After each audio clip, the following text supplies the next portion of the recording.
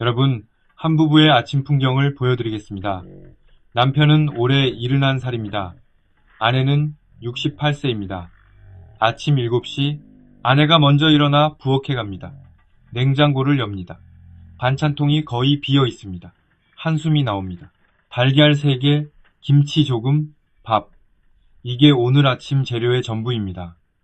아내는 달걀 2개로 후라이를 만들고 하나는 내일을 위해 남겨둡니다. 남편은 거실 소파에 앉아 있습니다. 텔레비전을 켭니다. 채널을 돌립니다. 또 돌립니다. 볼 게 없습니다. 그래도 끄지 않습니다. 끄면 너무 조용하니까요. 아내가 밥상을 차려옵니다. 달걀 후라이 하나, 김치, 밥. 남편은 밥상을 보고 한마디 합니다. 또 이거야? 아내의 얼굴이 굳습니다. 잠깐 침묵이 흐릅니다. 아내가 대답합니다. 반찬 살 돈이 없는데 어떡하라고요? 남편은 말없이 수저를 듭니다. 두 사람 사이에 대화는 없습니다. 밥 먹는 소리와 텔레비전 소리만 거실을 채웁니다. 이 부부는 40년 넘게 함께 살아온 사이입니다. 젊었을 때는 서로 손도 잡고 웃기도 많이 웃었습니다. 아이들을 키우면서 힘들어도 우리 같이 힘내자라고 했습니다. 그런데 지금 이 두 사람 사이에는 온기가 없습니다. 따뜻함 대신 피로가 있고, 대화 대신 침묵이 있고, 사랑 대신 원망이 자리 잡고 있습니다. 왜 이렇게 됐을까요? 답은 간단합니다. 돈이 없어졌기 때문입니다. 오늘 저는 노후 빈곤이 부부관계를 어떻게 파괴하는지에 대해 이야기하려 합니다. 지금까지 저는 돈이 없으면 자식이 멀어지고 친척이 멀어지고 자존감이 무너진다는 이야기를 해왔습니다. 그런데 오늘은 그보다 더 가까운 관계를 이야기합니다. 바로 부부입니다. 매일 같은 지붕 아래에서 함께 밥을 먹고 함께 잠을 자는 가장 가까운 사람. 그 사이에서 돈이 사라지면 무슨 일이 벌어지는지, 그리고 그 위기를 어떻게 넘길 수 있는지 끝까지 함께 해주십시오. 자, 먼저 이 이야기의 출발점부터 짚어보겠습니다. 노후의 부부 사이가 나빠지는 건 사실 어느 날 갑자기 벌어지는 일이 아닙니다. 천천히, 아주 천천히 진행됩니다. 그리고 그 시작은 대부분 한 가지 사건에서 출발합니다. 바로 남편의 은퇴입니다. 여러분, 남자가 은퇴한다는 것이 어떤 의미인지 한번 생각해 보십시오. 30년, 40년 동안 매일 아침 집을 나서서 일을 했습니다. 회사에 가면 할 일이 있었습니다. 동료가 있었습니다. 직함이 있었습니다. 김 부장님, 박 과장님 하고 불러주는 사람이 있었습니다. 퇴근하면 피곤했지만 그래도 하루를 살았다는 느낌이 있었습니다. 그런데 은퇴하는 순간 이 모든 것이 한꺼번에 사라집니다. 다음날 아침에 일어나면 갈 곳이 없습니다. 할 일이 없습니다. 불러주는 사람이 없습니다. 처음 며칠은 쉬는 게 좋습니다. 아, 드디어 쉬는구나. 하지만 일주일이 지나고 한 달이 지나면 불안해지기 시작합니다. 나는 이제 뭘 하지? 이 질문이 머릿속을 떠나지 않습니다. 그런데 아내는 어떻습니까? 아내는 은퇴가 없습니다. 집안일은 평생 계속됩니다. 밥을 해야 하고, 빨래를 해야 하고, 장을 봐야 하고, 청소를 해야 합니다. 남편이 회사에 다닐 때는 낮 시간이 아내만의 시간이었습니다. 친구도 만나고 자기만의 리듬으로 하루를 보냈습니다. 그런데 남편이 은퇴하면 이 리듬이 깨집니다. 남편이 하루 종일 집에 있습니다. 소파에 앉아 텔레비전을 봅니다. 점심때가 되면 밥 뭐야? 라고 묻습니다. 새끼를 다 차려야 합니다. 예전에는 점심을 간단히 혼자 때웠는데 이제는 두 사람분을 만들어야 합니다. 식비가 늘어납니다. 설거지가 늘어납니다. 아내의 자유시간은 줄어듭니다. 처음에는 참습니다. 은퇴하고 힘드시겠지. 적응할 시간이 필요하겠지. 그런데 한 달, 두 달, 석 달이 지나도 남편이 달라지지 않습니다. 여전히 소파에 앉아 텔레비전만 봅니다. 나갈 생각을 안 합니다. 집안일을 거둘 생각도 안 합니다. 아내한테 심심하다, 뭐 없나 하면서 아내를 따라다닙니다. 일본에서는 이런 남편을 젖은 낙엽이라고 부른다고 합니다. 한 번 붙으면 떨어지지 않는다는 뜻입니다. 아내의 스트레스가 쌓이기 시작합니다. 그런데 여기에 경제적 문제까지 겹치면 상황은 걷잡을 수 없이 나빠집니다. 남편의 수입이 끊겼습니다. 퇴직금은 자식들 챙겨주느라 거의 남지 않았습니다. 국민연금은 월 40만 원, 아내의 기초연금 30만 원을 합쳐도 월 70만 원입니다. 이 돈으로 두 사람이 한 달을 살아야 합니다. 아내는 가계부를 쓰기 시작합니다. 10,000원, 10,000원 단위로 쪼갭니다. 마트에서 할인 상품만 고릅니다. 제철 과일이 먹고 싶어도 비싸면 그냥 지나칩니다. 고기는 특별한 날에만 삽니다. 특별한 날이란 게 뭐냐면 마트에서 유통기한 임박 상품을 반값에 파는 날입니다. 이런 생활이 계속되면 아내에게 분노가 쌓입니다. 나는 평생 살림만 하면서 아낀 건데 당신은 번 돈을 다 어디 쓴 거야? 이 생각이 들기 시작합니다. 남편한테 직접 말하지는 않습니다. 하지만 태도에서 드러납니다. 말투가 차가워집니다. 대답이 짧아집니다. 남편이 무슨 말을 해도 알았어요로 끝납니다. 남편도 느낍니다. 아내가 자신에게 차갑다는 걸. 하지만 뭐라고 해야 할지 모릅니다. 미안하기도 하고 자존심이 상하기도 합니다. 내가 평생 일해서 이 집안을 먹여 살렸는데 이렇게 대우받아야 하나? 이런 생각이 듭니다. 그래서 남편도 입을 닫습니다. 서로 할 말이 있는데 안 합니다. 해봤자 싸움이 될 것 같으니까요. 이게 시작입니다. 대화가 사라지는 거죠. 두 사람이 같은 집에 살고 같은 밥을 먹고 같은 방에서 자는데 대화가 없습니다. 꼭 필요한 말만 합니다. 밥 먹어요. 약 드셨어요? 전기요금 나왔어요. 이게 하루 대화의 전부인 부부가 생각보다 많습니다. 여러분, 이쯤에서 한 가지 질문을 드리겠습니다. 혹시 지금 여러분의 가정이 이런 모습은 아니십니까? 아니면 조금씩 이 방향으로 가고 있지는 않습니까? 해당이 안 되시면 다행입니다. 하지만 주변에 이런 부부가 있으시다면 오늘 이야기가 도움이 될 수 있습니다. 자, 대화가 사라진 부부에게 다음으로 찾아오는 것은 무엇일까요? 바로 원망입니다. 돈이 없는 생활이 길어지면 부부는 서로를 원망하기 시작합니다. 이건 의도적인 게 아닙니다. 자연스럽게 그렇게 됩니다. 왜냐하면 사람은 힘들면 원인을 찾으려 하기 때문입니다. 왜 이렇게 됐지? 누구 때문이지? 이 질문에 대한 답을 찾으려 할 때 가장 가까운 사람이 표적이 됩니다. 아내 입장에서 보면 이렇습니다. 당신이 돈 관리를 제대로 했으면 이 지경까지 안 왔지. 자식들한테 왜 그렇게 퍼줬어? 사업한다는 아들한테 왜 그 돈을 줬어? 내가 말릴 때 들었어야지. 이 말이 입 밖으로 나올 때도 있고 속으로만 삼킬 때도 있습니다. 하지만 삼키든 뱉든 원망은 쌓입니다. 남편 입장에서 보면 이렇습니다. 나는 평생 바깥에서 뼈 빠지게 일했다. 돈을 못 벌었냐? 벌었다. 근데 집안 살림을 당신이 했으면서 왜 모아둔 게 없어? 아이들 학원비, 경조사비, 그런데 다 쓴 거 아니야? 남편도 원망이 생깁니다. 이렇게 되면 아주 작은 일에서도 불꽃이 튑니다. 남편이 반찬 투정을 합니다. 이것밖에 없어? 아내가 폭발합니다. 돈을 가져와요, 돈을. 돈이 없는데 뭘 해먹으라고. 남편도 받아칩니다. 내가 놀고 싶어서 노는 줄 알아? 일자리가 없다고? 싸움이 시작됩니다. 이런 싸움이 반복되면 부부 사이에 깊은 골이 생깁니다. 한 부부의 이야기를 해드리겠습니다. 남편 73세, 아내 70세, 결혼 45년 차 부부였습니다. 남편은 건설 현장에서 평생 일하신 분이었고 아내는 집안 살림을 하시면서 가끔 식당 아르바이트를 하셨습니다. 자식 셋을 다 키우고 다 결혼시켰습니다. 그 과정에서 돈이 거의 다 나갔습니다. 은퇴 후 이 부부의 수입은 월 65만 원이었습니다.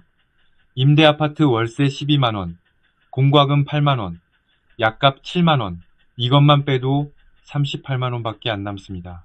여기서 두 사람이 먹고 살아야 합니다. 아내는 매일 아침 시장에 갑니다. 가장 싼 채소를 고릅니다. 시든 것, 못생긴 것, 떨이로 파는 것, 이런 것들을 삽니다. 그래야 식비를 맞출 수 있습니다. 남편은 집에서 아무것도 안 합니다. 할 줄 아는 게 없습니다. 평생 바깥일만 했으니까요. 밥도 못 짓고 빨래도 못하고 청소도 아내가 합니다. 남편이 하는 거라곤 소파에 앉아 텔레비전을 보거나 동네 한 바퀴를 도는 것뿐입니다. 어느 날 아내가 시장에서 돌아오는데 남편이 이렇게 말했습니다. 여보, 나 오늘 좀 입이 심심한데 치킨 한 마리만 시켜 먹을까? 아내는 가만히 남편을 바라봤습니다. 그리고 이렇게 말했습니다. 치킨이요? 2만 원이에요, 치킨이. 2만 원이면 우리 사흘치 반찬이에요. 당신이 돈 벌어와요. 그러면 치킨이고 뭐고 사줄게. 남편의 얼굴이 굳었습니다. 아내도 말하고 나서 마음이 좋지 않았습니다. 하지만 한번 뱉은 말은 주워 담을 수 없었습니다. 그날 저녁 두 사람은 한마디도 하지 않았습니다. 각자 방에서 잤습니다. 사실 이날이 처음이 아니었습니다. 이미 몇 달 전부터 따로 자는 날이 늘고 있었습니다. 여러분, 치킨 한 마리가 문제였을까요? 아닙니다. 2만 원이 문제가 아니라 2만 원마저 쓸 수 없는 상황이 문제인 겁니다. 그리고 그 상황이 만들어낸 서로에 대한 원망, 답답함, 무력감, 이것들이 쌓여서 부부 관계를 갉아먹는 겁니다. 이런 갈등이 계속되면 결국 어디로 향할까요? 여러분, 요즘 황혼 이혼이라는 말을 들어보셨을 겁니다. 결혼 생활 20년 이상 된 부부가 이혼하는 것을 말합니다. 그런데 이 황혼 이혼이 해마다 늘고 있습니다. 이혼의 이유가 뭘까요? 외도? 폭력? 물론 그런 경우도 있습니다. 하지만 황혼 이혼의 가장 흔한 이유는 따로 있습니다. 더 이상 가치 있는 의미를 모르겠다. 함께 있으면 서로 불행해진다. 이런 이유입니다. 그리고 이 이유의 밑바닥을 파고 들어가면 경제적 문제가 자리 잡고 있는 경우가 매우 많습니다. 돈이 없으니 할 수 있는 게 없습니다. 함께 외식할 수 없고 여행할 수 없고 취미를 즐길 수 없습니다. 부부가 함께 할 수 있는 즐거운 활동이 전부 사라졌습니다. 남은 건 좁은 집 안에서 서로의 단점만 보면서 하루하루를 견디는 것 뿐입니다. 이런 상황이 몇 년이나 계속되면 차라리 혼자 사는 게 낫겠다는 생각이 드는 건 어찌 보면 당연합니다. 한 분의 이야기를 더 들려드리겠습니다. 결혼 38년 차 부부가 있었습니다. 아내가 이혼을 요구했습니다. 남편은 청천벽력 같았습니다. 뭐가 불만이야? 내가 뭘 잘못했어? 아내는 이렇게 말했답니다. 당신이 잘못한 게 아니에요. 나도 잘못한 거예요. 우리 둘 다 너무 지쳤어요. 같이 있으면 서로한테 짜증만 내잖아요. 나는 남은 인생을 이렇게 살고 싶지 않아요. 이 부부의 가장 큰 문제는 뭐였을까요? 성격 차이? 아닙니다. 돈이 없어서 매일같이 생활의 스트레스를 감당해야 했고 그 스트레스가 서로에게 향했던 겁니다. 돈이 있었으면 이 부부가 이혼까지 갔을까요? 장담할 수는 없지만 적어도 지금보다는 훨씬 나았을 겁니다. 여러분, 황혼 이혼이 늘고 있다는 통계를 그냥 남의 일처럼 보시면 안 됩니다. 이혼까지 가지 않더라도 같은 집에 살면서 남남처럼 지내는 부부가 얼마나 많은지 모릅니다. 말 한마디 없이 각자 텔레비전을 보다가 각자 잠이 드는 부부, 이것도 관계가 무너진 거나 마찬가지입니다. 그런데 말입니다. 정말 중요한 이야기를 하나 해야 합니다. 돈이 없어서 부부 사이가 나빠지는 건 사실 돈만의 문제가 아닙니다. 돈이 없어지면서 드러나는 더 깊은 문제가 있습니다. 그건 바로 서로를 돌보는 방법을 모른다는 것입니다. 우리 부모 세대, 지금의 어르신들 세대는 사랑을 표현하는 방법을 배운 적이 없는 분들이 많습니다. 남편은 돈 벌어다 주는 게 사랑이라고 생각했습니다. 아내는 밥 해주고 살림하는 게 사랑이라고 생각했습니다. 서로 사랑한다, 고맙다, 미안하다는 말을 거의 안 하면서 살아왔습니다. 그래도 괜찮았습니다. 돈을 벌어오고 밥을 해주는 것 자체가 사랑의 증거였으니까요. 그런데 은퇴를 하면 이 구조가 무너집니다. 남편은 더 이상 돈을 벌어다 주지 못합니다. 남편의 존재 가치였던 경제적 역할이 사라집니다. 아내는 여전히 밥을 하고 살림을 하지만 점점 지쳐갑니다. 이제 남은 건 두 사람의 감정뿐인데 감정을 나누는 방법을 모릅니다. 평생 해본 적이 없으니까요. 남편은 미안한 마음이 있지만 표현을 못합니다. 미안하다는 말이 입 밖으로 나오지 않습니다. 체면이 허락하지 않습니다. 대신 텔레비전만 봅니다. 아내는 서운한 마음이 있지만 표현 방법이 잔소리밖에 없습니다. 당신은 왜 맨날 누워만 있어? 좀 움직여. 이게 아내가 아는 유일한 표현 방식입니다. 서운함을 잔소리로 표현하고 미안함을 침묵으로 표현하는 부부. 이 엇갈림이 반복되면 결국 둘 다 지치게 됩니다. 여러분, 여기까지 들으시면서 마음이 무거우실 겁니다. 하지만 꼭 말씀드리고 싶은 게 있습니다. 이 상황은 바뀔 수 있습니다. 부부가 동시에 무너지지 않는 방법이 있습니다. 지금부터 그 이야기를 하겠습니다. 여기서부터가 오늘 영상의 핵심입니다. 첫째, 부부의 돈은 반드시 함께 관리하십시오. 많은 부부가 돈 문제를 한쪽에게만 맡깁니다. 대부분 아내가 살림을 쥐고 남편은 알아서 해 합니다. 젊었을 때는 이래도 큰 문제가 없습니다. 수입이 있으니까요. 하지만 노후에는 이 방식이 위험합니다. 왜냐하면 돈이 적어지면 관리하는 쪽이 모든 스트레스를 혼자 짊어지기 때문입니다. 아내가 혼자 가계부를 쓰고 혼자 어디를 줄일지 고민하고 혼자 마트에서 가격표를 들여다보면서 고통받습니다. 남편은 이 과정을 모릅니다.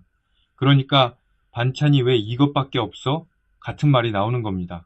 아내 입장에서는 나 혼자 이 고생을 하는데 당신은 뭘 아느냐는 분노가 쌓입니다. 해결책은 간단합니다. 함께 앉아서 가계부를 보십시오.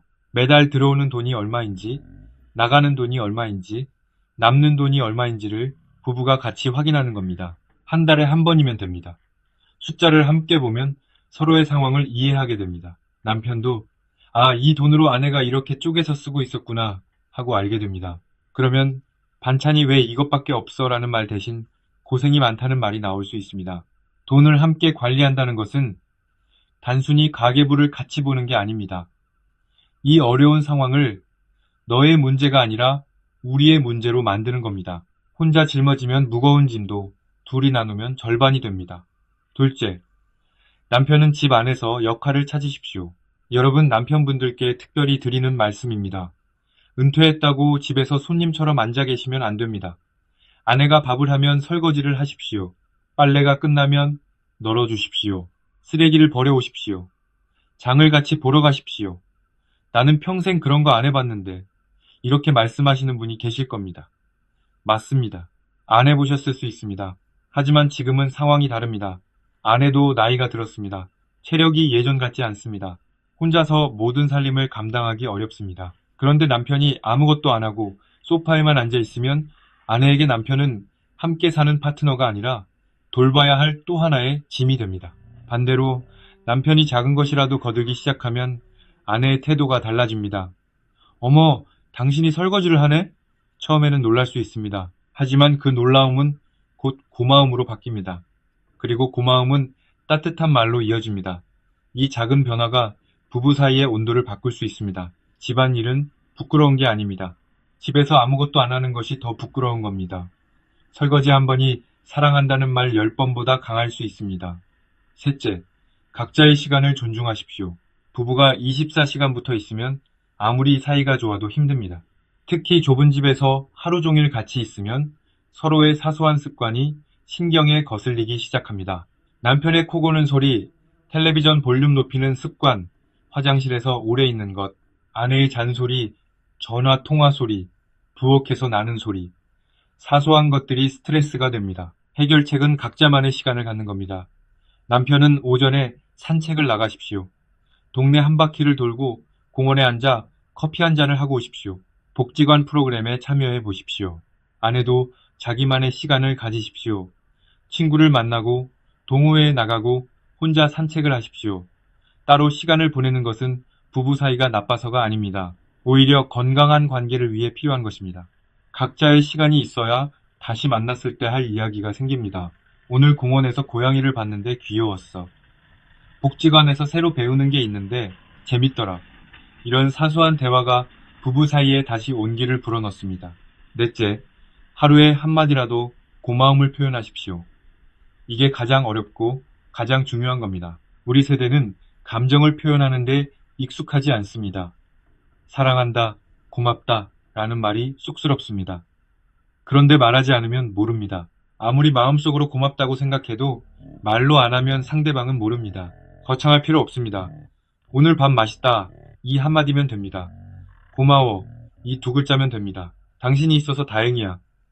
이 한 문장이면 충분합니다. 이런 말이 너무 어색하시면 행동으로 하셔도 됩니다. 아내가 시장 다녀오면 짐을 받아주십시오. 남편이 산책 다녀오면 물 한 잔 건네주십시오. 이런 작은 행동이 말보다 더 크게 전달될 수도 있습니다. 한 부부의 이야기를 해드리겠습니다. 76세 남편과 73세 아내. 이 부부도 경제적으로 어려웠습니다. 월 수입이 80만 원도 안 됐습니다. 그런데 이 부부는 무너지지 않았습니다. 비결이 뭐였냐면요. 남편이 매일 아침 아내에게 한마디를 했습니다. 오늘도 수고해. 이게 다입니다. 특별한 말이 아닙니다. 그런데 아내는 이 한마디 덕분에 하루를 버틸 수 있었다고 합니다. 그 한마디가 없었으면 나는 진작에 이 생활을 못 견뎠을 거예요. 돈은 없어도 말 한마디는 공짜입니다. 그리고 그 공짜 한마디가 수십만 원보다 더 큰 힘을 가지고 있습니다. 다섯째, 자식 문제로 서로를 탓하지 마십시오. 노후의 부부싸움의 가장 큰 원인 중 하나가 자식 문제입니다. 당신이 큰아들한테 그 돈을 주지 않았으면, 당신이 딸 결혼 비용을 그렇게 많이 안 들였으면, 이미 지나간 일을 가지고 서로를 탓합니다. 이건 아무 소용이 없습니다. 지나간 돈은 돌아오지 않습니다. 그 돈을 가지고 싸우면 돈만 잃는 게 아니라 부부 사이까지 잃습니다. 이미 벌어진 일은 받아들이십시오. 그리고 앞으로를 이야기하십시오. 지금부터 우리한테 남은 돈은 우리를 위해 쓰자. 앞으로 자식한테 목돈을 주는 건 하지 말자. 이렇게 부부가 합의하는 겁니다. 과거를 탓하는 대신 미래를 함께 계획하십시오. 같은 방향을 보고 있으면 서로를 원망할 이유가 줄어듭니다. 여섯째, 부부가 함께 할 수 있는 무료 활동을 찾으십시오. 돈이 없으면 함께 할 수 있는 게 없다고 생각하기 쉽습니다. 하지만 그렇지 않습니다. 돈이 안 드는 활동은 생각보다 많습니다. 매일 아침 함께 산책하십시오. 손을 잡고 걸으면 더 좋습니다. 쑥스러우시면 나란히 걸으시기만 해도 됩니다. 같은 길을 같은 시간에 같이 걷는 것, 이것만으로도 부부의 유대감이 달라집니다. 동네 공원에 앉아서 사람 구경을 하셔도 좋고, 도서관에 같이 가셔도 좋고, 복지관 프로그램에 부부가 함께 등록하셔도 좋습니다. 한 부부는 매일 저녁 식사 후에 동네 한 바퀴를 같이 걷는다고 합니다. 20분 정도 걷습니다. 걸으면서 오늘 있었던 일을 이야기합니다. 별것 아닌 이야기입니다. 오늘 마트에서 딸기가 세일하더라. 공원에 벚꽃이 피기 시작했더라. 이런 대화입니다. 하지만 이 20분의 산책이 두 사람의 하루에서 가장 따뜻한 시간이라고 합니다. 돈이 있으면 해외여행을 가고 좋은 식당에서 밥을 먹을 수 있습니다. 하지만 돈이 없어도 함께 걸을 수 있고, 함께 웃을 수 있고, 함께 이야기할 수 있습니다. 부부를 이어주는 건 돈이 아니라 함께 보내는 시간입니다. 여러분, 오늘 긴 이야기 함께 해주셔서 진심으로 감사합니다. 마지막으로 오늘 나눈 이야기를 정리하겠습니다. 하나, 노후 빈곤은 부부관계를 파괴합니다. 대화가 사라지고 원망이 쌓이고 최악의 경우 이혼까지 갈 수 있습니다. 이것은 두 사람의 성격이 나빠서가 아니라 돈이 없는 상황이 만들어낸 구조적인 문제입니다. 둘, 하지만 돈이 없어도 부부가 무너지지 않을 수 있습니다. 돈을 함께 관리하고 집안일을 나누고 각자의 시간을 존중하고 하루에 한마디라도 고마움을 표현하고 자식 문제로 서로를 탓하지 말고 함께 할 수 있는 활동을 찾으십시오. 셋, 결국 부부를 지키는 것은 돈이 아니라 서로를 향한 관심과 존중입니다. 오늘도 수고해. 이 한마디가 수십만 원보다 강합니다. 자, 오늘 당장 할 수 있는 한 가지를 제안드리겠습니다. 오늘 저녁 밥을 먹고 나서 배우자에게 한마디만 하십시오. 밥 맛있었어. 고마워. 이게 너무 어색하시면 설거지를 대신해 주십시오. 말이든 행동이든 오늘 딱 한 가지만 해보십시오. 그 한 가지가 내일의 부부를 바꿀 수 있습니다. 여러분 40년, 50년을 함께 살아온 사이입니다. 전쟁 같은 세상에서 서로 의지하며 버텨온 사이입니다. 자식 키우느라 밤잠 못 자면서 함께 고생한 사이입니다. 이 긴 세월을 함께 걸어온 사람입니다. 돈 때문에 그 소중한 사람을 잃지 마십시오. 돈은 다시 만들 수 없어도 부부 사이의 따뜻함은 오늘부터 다시 만들 수 있습니다. 다음 영상에서는 노후에 부부가 함께 할 수 있는 소소한 행복 만들기에 대해 이야기하겠습니다. 돈이 거의 안 드는데도 부부 사이를 확 바꿔놓는 습관들이 있습니다. 어떤 것들인지 궁금하시죠? 놓치지 마시고 꼭 함께 해주십시오. 이 영상이 도움이 되셨다면 배우자와 함께 시청해 주십시오. 혼자 보시는 것보다 둘이 함께 보시면 효과가 2배입니다. 좋아요와 구독도 부탁드립니다. 감사합니다. 건강하시고 부부와 함께 따뜻한 하루 보내시길 바랍니다. 다음 영상에서 또 뵙겠습니다. 여러분, 제가 아는 53세 직장인의 이야기입니다. 30년 동안 성실하게 회사 다녔습니다.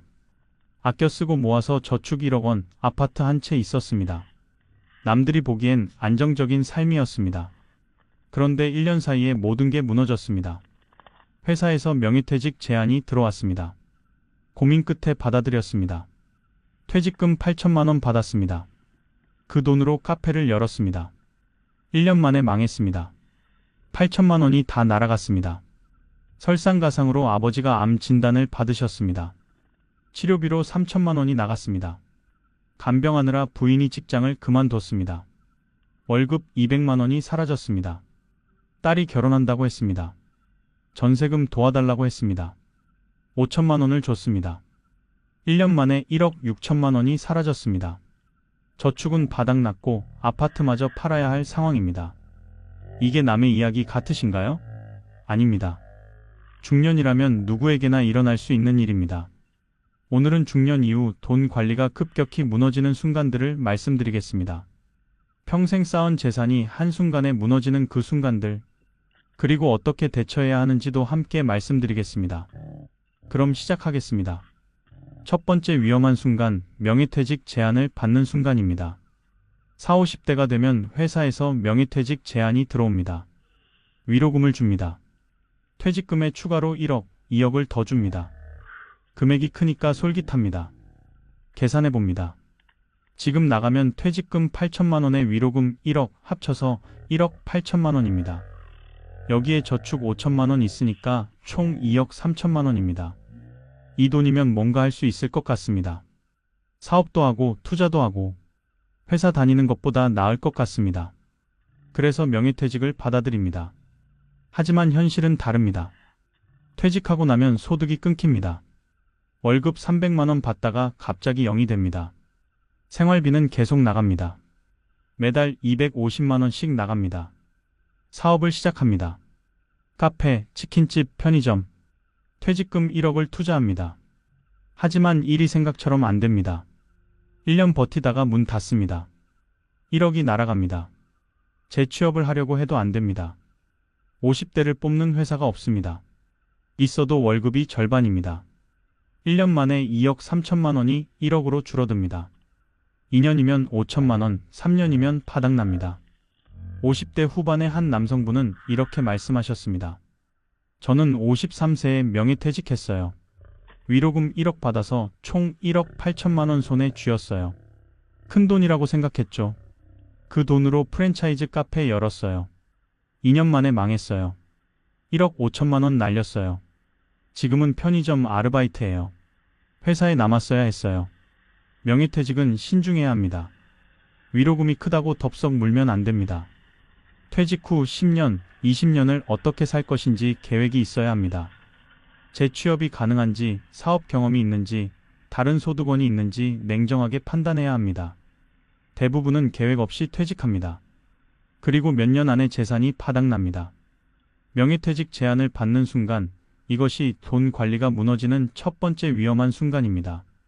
두 번째 위험한 순간, 부모님이 큰 병에 걸리는 순간입니다. 40, 50대가 되면 부모님이 70대, 80대입니다. 나이가 많으니 병이 옵니다. 암, 뇌졸중, 치매, 중풍. 갑자기 전화가 옵니다. 아버지가 쓰러지셨대요. 병원에 가봅니다. 암입니다. 수술해야 합니다. 수술비만 2천만 원입니다. 건강보험으로 일부 커버되지만 본인 부담이 1천만 원입니다. 항암 치료비까지 합치면 3천만 원 더 듭니다. 형제가 있으면 나눠낼 수 있습니다. 하지만 형제들도 형편이 어렵다고 합니다. 결국 내가 대부분 부담합니다. 간병도 문제입니다. 병원에 입원하면 누군가 옆에서 돌봐줘야 합니다.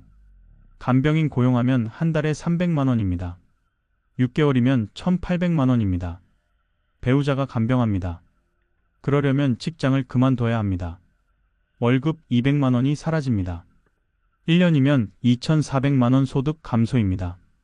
치료가 끝나도 요양이 필요합니다. 요양원 비용이 한 달에 200만 원입니다. 2년이면 4,800만 원입니다. 계산해보면 부모님 한 분이 큰 병 걸리면 6천만 원에서 1억 원이 듭니다. 50대 초반의 한 여성분은 이렇게 말씀하셨습니다. 어머니가 75세에 뇌졸중 오셨어요. 수술비, 재활치료비, 간병비로 5천만 원 들었어요. 제 저축 전액이었어요. 저는 간병하느라 회사 그만뒀어요. 1년 반 소득이 끊겼어요. 총 8천만 원 손실이에요. 제 노후 준비가 다 날아갔어요. 부모님 병환은 예측할 수 없습니다. 갑자기 찾아옵니다. 준비 없이 당하면 재정이 무너집니다. 대비책은 부모님 실비보험입니다. 부모님이 70대 초반이라면 아직 들 수 있습니다. 비용이 들어도 들어놓는 게 낫습니다. 그리고 형제들과 미리 대화해야 합니다. 부모님 병환 시 비용을 어떻게 나눌 것인지 합의해야 합니다. 부모님이 큰 병에 걸리는 순간, 이것이 돈 관리가 무너지는 두 번째 위험한 순간입니다. 세 번째 위험한 순간, 자녀가 취업 실패로 집에 돌아오는 순간입니다. 대학 졸업시켰습니다. 이제 취직해서 독립할 줄 알았습니다. 하지만 취업이 안 됩니다. 1년, 2년, 3년이 지나도 취업 못합니다. 공무원 시험 준비한다고, 대기업 준비한다고, 고시 준비한다고 집에 있습니다. 생활비가 듭니다. 밥 먹고 학원 다니고, 교재 사고, 옷 사고, 교통비 쓰고, 한 달에 100만 원씩 듭니다. 1년이면 1200만 원, 5년이면 6천만 원입니다. 부모는 자식한테 나가라고 못합니다. 취업 못한 게 자식 잘못이 아니니까요. 미안해서 지원합니다. 하지만 언제까지 지원할 수 있습니까? 부모도 나이 듭니다. 소득이 줄어듭니다. 은퇴가 다가옵니다. 자녀는 30대가 됩니다. 그래도 취업 못합니다. 이제는 나이 때문에 더 안 됩니다. 결국 부모가 은퇴할 나이에도 자녀를 부양하고 있습니다. 노후 자금이 자녀 생활비로 나갑니다. 50대 후반의 한 남성분은 이렇게 말씀하셨습니다. 아들이 25세에 대학 졸업했어요. 공무원 준비한다고 집에 있어요. 지금 32세예요. 7년째예요. 매달 100만 원씩 줘요. 7년이면 8,400만 원이에요. 제 노후 자금이 다 날아가고 있어요. 언제까지 줘야 할지 모르겠어요. 자녀 독립을 유도해야 합니다. 무조건 지원하는 게 사랑이 아닙니다. 20대 후반이 되면 스스로 벌어 살게 해야 합니다. 취업 안 되면 아르바이트라도 하게 해야 합니다. 자립심을 길러줘야 합니다. 부모도 노후 준비해야 합니다. 자녀한테 다 주면 나중에 자녀가 부모까지 부양해야 합니다. 자녀가 취업 실패로 집에 돌아오는 순간, 이것이 돈 관리가 무너지는 세 번째 위험한 순간입니다. 네 번째 위험한 순간, 자녀 결혼 자금을 대주는 순간입니다. 자녀가 결혼한다고 합니다. 기쁜 일입니다. 하지만 돈이 문제입니다. 전세금 도와달라고 합니다. 서울 전세가 5억, 6억입니다. 자녀가 절반 마련했으니 3억 도와달라고 합니다. 결혼식 비용도 부담합니다. 2천만 원입니다. 신혼살림 장만 비용 1천만 원 더 듭니다. 총 3억 3천만 원입니다. 자녀가 둘이면 6억 6천만 원입니다. 이 돈을 어디서 구합니까? 저축 다 털어줍니다. 부족하면 집을 담보로 대출받습니다. 결혼이 끝이 아닙니다. 손주가 태어납니다. 육아 도와달라고 합니다. 어린이집비 도와달라고 합니다. 한 달에 50만 원, 100만 원씩 도와줍니다. 10년이면 6천만 원, 1억 2천만 원입니다. 자녀 둘 결혼시키고 손주 육아 지원하면 총 8억 가까이 듭니다. 평범한 중산층이 감당할 수 있는 금액이 아닙니다. 60대 초반의 한 여성분은 이렇게 말씀하셨습니다. 딸 둘 결혼시켰어요. 각각 전세금 2억씩 도와줬어요. 결혼식, 살림까지 합치면 각각 2억 5천만 원씩 들었어요. 총 5억이에요. 제 저축 전액이었어요. 남편 퇴직금까지 다 줬어요. 지금 저희는 월세 살아요. 노후 자금이 없어요. 자녀 결혼 지원에도 한계를 정해야 합니다. 전세금 전액을 대줄 필요 없습니다. 일부만 도와주고 나머지는 자녀가 마련하게 해야 합니다. 결혼식도 검소하게 하게 유도해야 합니다. 2억, 3억 드리는 결혼식은 필요 없습니다. 부모 노후도 중요합니다. 자녀한테 다 주고 나중에 자녀 신세 지는 것보다 자녀가 독립하고 부모도 독립하는 게 낫습니다. 자녀 결혼 자금을 대주는 순간, 이것이 돈 관리가 무너지는 네 번째 위험한 순간입니다. 다섯 번째 위험한 순간, 배우자가 갑자기 사망하는 순간입니다. 맞벌이 부부입니다. 남편 월급 300만 원, 아내 월급 250만 원, 합쳐서 550만 원입니다. 갑자기 남편이 심근경색으로 쓰러집니다. 병원에 가보지만 이미 늦었습니다. 사망합니다. 충격도 크지만 경제적 타격도 큽니다. 장례 비용이 2천만 원 듭니다. 장지 구입, 장례식장, 운구, 모든 비용 합치면 2천만 원입니다. 남편 빚이 있었습니다. 신용대출 3천만 원, 마이너스 통장 1천만 원, 합쳐서 4천만 원입니다. 상속 포기하려면 3개월 안에 해야 하는데 정신없어서 놓쳤습니다. 빚까지 상속받았습니다. 소득이 절반으로 줍니다. 남편 월급 300만 원이 사라졌습니다. 아내 월급 250만 원만 남았습니다. 하지만 생활비는 그대로입니다. 집 대출 이자, 관리비, 공과금, 식비, 교육비 한 달에 400만 원 나갑니다. 월급 250만 원으로 생활비 400만 원을 어떻게 감당합니까? 매달 150만 원씩 부족합니다. 저축을 털어야 합니다. 1년이면 1,800만 원, 3년이면 5,400만 원 저축이 줄어듭니다. 50대 초반의 한 여성분은 이렇게 말씀하셨습니다. 남편이 50세에 갑자기 돌아가셨어요. 장례 비용, 빚 상속 합쳐서 6천만 원 나갔어요. 제 월급만으로는 생활이 안 돼요. 3년 만에 저축 8천만 원이 바닥났어요. 지금은 대출 받아서 살아요. 남편 없으니 외로운데 경제적으로도 너무 힘들어요. 배우자 사망에 대비해야 합니다. 유족연금이 있는지 확인해야 합니다. 국민연금, 공무원연금에는 유족연금이 있습니다. 생명보험도 중요합니다. 가장이 사망하면 최소 1억 이상 보험금이 나오게 해야 합니다. 빚이 있으면 상속 포기를 고려해야 합니다. 3개월 안에 법원에 신청해야 합니다. 배우자가 갑자기 사망하는 순간, 이것이 돈 관리가 무너지는 5번째 위험한 순간입니다. 6번째 위험한 순간, 본인 건강이 급격히 나빠지는 순간입니다. 40대 후반, 50대 초반까지는 건강합니다. 조금 피곤하지만 일은 할 수 있습니다. 그런데 갑자기 진단받습니다. 암입니다. 수술해야 합니다. 수술비 2천만 원, 항암 치료비 3천만 원, 재활 치료비 1천만 원, 합쳐서 6천만 원입니다. 실비보험 있으면 대부분 받지만 없으면 본인 부담입니다. 치료하는 1년 동안 일을 못합니다. 월급 300만 원이 1년간 끊깁니다. 3,600만 원 소득 감소입니다. 치료 끝나고 복직하려는데 안 됩니다. 회사에서 권고사직 압력을 줍니다. 병 때문에 업무 능력이 떨어진다고 합니다. 결국 퇴직합니다. 퇴직금 5천만 원 받습니다. 하지만 치료비 6천만 원 쓰고 소득 3,600만 원 잃었으니 순손실이 4,600만 원입니다. 재취업하려고 해도 안 됩니다. 암 병력이 있으면 회사에서 안 뽑습니다. 50대 중반의 한 남성분은 이렇게 말씀하셨습니다. 저는 52세에 대장암 진단받았어요. 수술하고 항암 치료 1년 받았어요. 치료비 7천만 원 들었어요. 회사는 그만뒀어요. 재취업도 안 돼요. 저축은 바닥났고 빚이 2천만 원 생겼어요. 건강도 잃고 돈도 잃었어요. 건강관리가 최우선입니다. 정기검진 꼭 받으세요. 암은 조기 발견하면 치료 비용이 적게 듭니다. 실비보험, 암보험 꼭 들어야 합니다.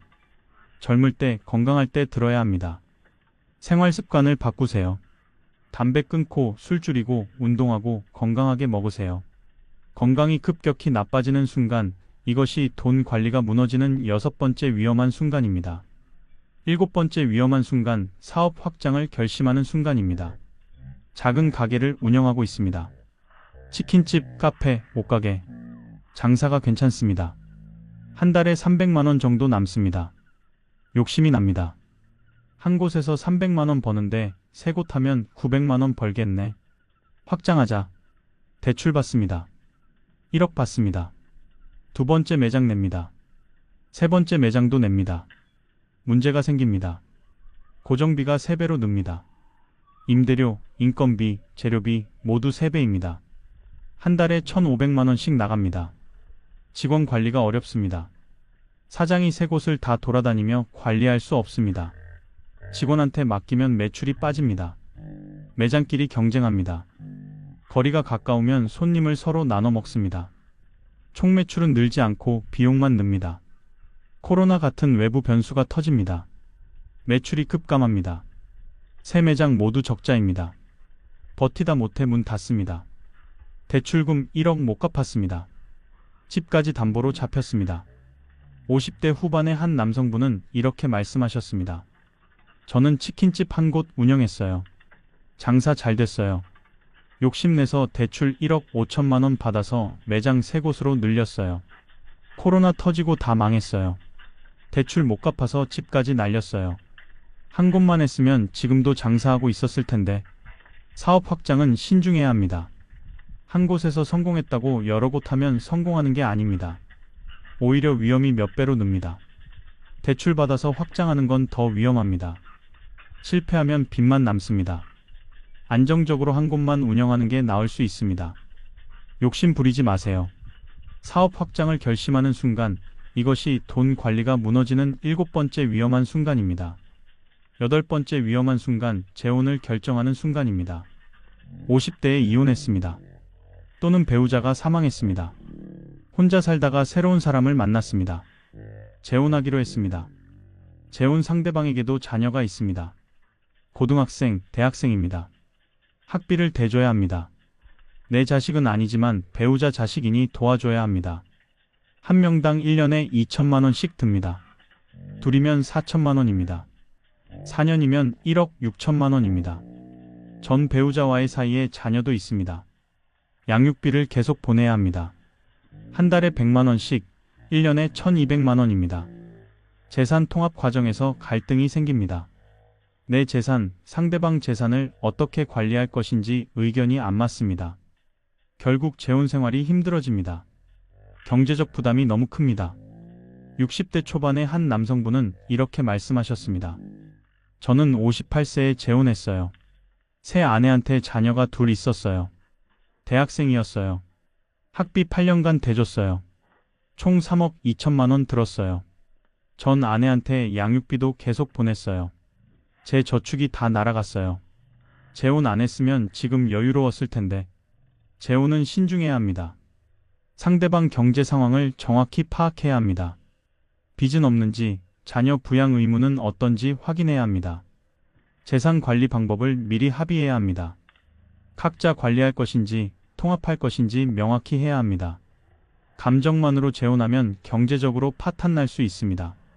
재혼을 결정하는 순간, 이것이 돈 관리가 무너지는 8번째 위험한 순간입니다. 9번째 위험한 순간, 자녀 사업을 돕는 순간입니다. 자녀가 창업한다고 합니다. 스타트업, 온라인 쇼핑몰, 식당. 자금이 필요하다고 합니다. 부모는 도와주고 싶습니다. 자식이 하고 싶어 하는 일이니까요. 5천만 원을 줍니다. 5천만 원으로 부족하다고 합니다. 보증을 서달라고 합니다. 은행 대출 받는데 보증인이 필요하답니다. 내 집을 담보로 잡습니다. 사업이 잘 안 됩니다. 1년, 2년 버티다가 망합니다. 자녀가 대출금을 못 갚습니다. 은행이 보증인한테 옵니다. 나한테 갚으라고 합니다. 1억입니다. 내 저축으로 갚습니다. 부족하면 집을 팔아야 합니다. 자식 사업 도와주다가 부모가 파산합니다. 50대 후반의 한 여성분은 이렇게 말씀하셨습니다. 아들이 28세에 창업한다고 했어요. 스타트업이래요. 창업 자금 5천만 원 줬어요. 대출 보증도 서줬어요. 6천만 원이었어요. 2년 만에 사업 망했어요. 아들은 빚을 못 갚았어요. 제가 다 갚았어요. 총 1억 1천만 원이에요. 제 노후 자금 전액이에요. 자녀 사업은 신중해야 합니다. 창업 성공률이 5%도 안 됩니다. 10중 8구 망합니다. 특히 경험 없는 젊은이의 창업은 더 위험합니다. 도와주고 싶어도 한계를 정해야 합니다. 내 노후 자금까지 털어줄 필요 없습니다. 절대 보증 서면 안 됩니다. 자식이라도 마찬가지입니다. 보증은 내가 갚겠다는 약속입니다. 자녀 사업을 돕는 순간, 이것이 돈 관리가 무너지는 9번째 위험한 순간입니다. 10번째 위험한 순간, 이혼 소송을 시작하는 순간입니다. 50대, 60대에 이혼합니다. 더 이상 참고 살 수 없어서입니다. 성격 차이, 외도 여러 이유가 있습니다. 재산을 나눕니다. 집, 저축, 퇴직금 모두 절반씩 나눕니다. 10억 있었으면 각자 5억씩 받습니다. 위자료를 줘야 합니다. 잘못한 쪽이 1억, 2억을 줍니다. 양육비도 계속 나갑니다. 미성년 자녀가 있으면 한 달에 100만 원씩 보내야 합니다. 변호사 비용도 만만치 않습니다. 소송 과정에서 1,000만 원, 2천만 원 듭니다. 이혼 후 혼자 살면 생활비가 늡니다. 둘이 살 때는 집 한 채, 차 한 대, 생활비 한 몫이었습니다. 혼자 살면 각자 집, 차, 생활비가 필요합니다. 60대 초반의 한 남성분은 이렇게 말씀하셨습니다. 저는 60세에 이혼했어요. 재산 절반 나눠주고 위자료 1억 줬어요. 제 손에 남은 건 4억이에요. 작은 아파트 사는데 2억 5천만 원 들었어요. 남은 1억 5천만 원으로 20년을 살아야 해요. 이혼 안 했으면 8억이 있었는데 이혼은 경제적으로 큰 타격입니다. 재산이 절반으로 줄어들지만 생활비는 절반으로 안 줄어듭니다. 오히려 늡니다. 이혼 전에 경제적 영향을 냉정하게 계산해야 합니다. 감정만으로 결정하면 안 됩니다. 가능하면 관계 회복을 시도해 보는 게 낫습니다. 경제적으로나 정서적으로나 이혼은 큰 손실입니다. 이혼 소송을 시작하는 순간 이것이 돈 관리가 무너지는 10번째 위험한 순간입니다. 11번째 위험한 순간, 투자 손실을 만회하려는 순간입니다. 주식에 투자했습니다. 2천만 원 넣었는데 1,000만 원 잃었습니다. 속상합니다. 이 돈을 꼭 찾아야겠다는 생각이 듭니다. 더 투자합니다. 3천만 원 더 넣습니다. 이번엔 올라서 본전은 찾겠지. 하지만 또 떨어집니다. 2천만 원 더 잃습니다. 총 3천만 원 손실입니다. 화가 납니다. 이 돈을 꼭 찾아야 합니다. 대출 받습니다. 5천만 원 대출 받아서 투자합니다. 이번에는 확실한 종목이래요. 지인이 추천했습니다. 또 떨어집니다. 4천만 원 잃습니다. 총 7천만 원 손실에 대출금 5천만 원까지 총 1억 2천만 원 날렸습니다. 코인도 마찬가지입니다. 1,000만 원 넣었다가 500만 원 잃습니다. 찾겠다고 2천만 원 더 넣습니다. 또 잃습니다. 악순환입니다. 50대 중반의 한 남성분은 이렇게 말씀하셨습니다. 저는 주식으로 5천만 원 잃었어요. 그 돈 찾겠다고 대출 6천만 원 받아서 다시 투자했어요. 또 잃었어요. 총 손실이 1억 1천만 원이에요. 집을 담보로 대출받았는데 못 갚으면 집이 넘어가요. 처음 5천만 원 잃었을 때 그만뒀어야 했어요. 손실은 인정해야 합니다. 잃은 돈을 꼭 찾아야 한다는 생각이 독입니다. 그 생각 때문에 더 큰 손실을 봅니다. 투자 손실이 나면 멈춰야 합니다. 더 투자하지 말고 정리하고 나와야 합니다. 절대 빚내서 투자하지 마세요. 원금 잃는 것과 빚지는 건 차원이 다릅니다. 투자 손실을 만회하려는 순간, 이것이 돈 관리가 무너지는 11번째 위험한 순간입니다. 여기까지 11가지 위험한 순간을 모두 말씀드렸습니다. 명예퇴직 제안 받을 때, 부모님이 큰 병 걸릴 때, 자녀가 취업 실패로 돌아올 때, 자녀 결혼 자금 대줄 때, 배우자가 갑자기 사망할 때, 본인 건강이 나빠질 때, 사업 확장 결심할 때, 재혼 결정할 때, 자녀 사업 도울 때, 이혼 소송 시작할 때, 그리고 투자 손실 만회하려 할 때, 이 순간들은 특별한 게 아닙니다. 중년이라면 누구에게나 찾아올 수 있는 평범한 순간들입니다. 하지만 이 순간들에 어떻게 대처하느냐에 따라 평생 쌓은 재산이 지켜지기도 하고 무너지기도 합니다. 패턴이 보이시나요? 대부분의 위기는 준비 부족에서 옵니다. 명예퇴직 후 계획 없음, 부모님 병원 대비 없음, 보험 미가입, 자녀 독립 유도 실패, 무리한 지원, 감정적 결정. 그리고 대부분의 위기는 욕심과 집착에서 악화됩니다. 사업 확장 욕심, 손실 만의 집착, 체면 때문에 못 끊는 지원. 그럼 어떻게 해야 할까요? 첫째, 보험으로 위험을 분산하세요. 실비보험, 암보험, 생명보험은 필수입니다. 가족 모두 들어야 합니다. 둘째, 비상자금을 확보하세요. 생활비 6개월치는 항상 현금으로 가지고 있어야 합니다. 급한 일 생겼을 때 대출받지 않아도 됩니다. 셋째, 중대한 결정은 냉정하게 계산하세요. 명예퇴직, 사업 확장, 이혼, 재혼 모두 감정이 아니라 숫자로 판단해야 합니다. 넷째, 한계선을 정하세요. 자녀 지원, 부모님 병원 비용, 투자 손실 모두 여기까지만이라는 선을 정해야 합니다. 다섯째, 위기가 왔을 때 혼자 결정하지 마세요. 가족, 친구, 전문가와 상담하세요. 혼자 결정하면 감정적으로 되기 쉽습니다. 중년의 재정 관리는 방어가 핵심입니다. 더 벌려고 하지 말고 가진 것을 지키는 데 집중하세요. 다음 영상에서는 이런 위기를 잘 넘긴 분들의 실제 사례와 위기 상황별 구체적 대처 매뉴얼을 알려드리겠습니다. 긴 영상 끝까지 시청해 주셔서 감사합니다. 여러분 모두 재정적으로 안정적인 중년 보내시길 바랍니다.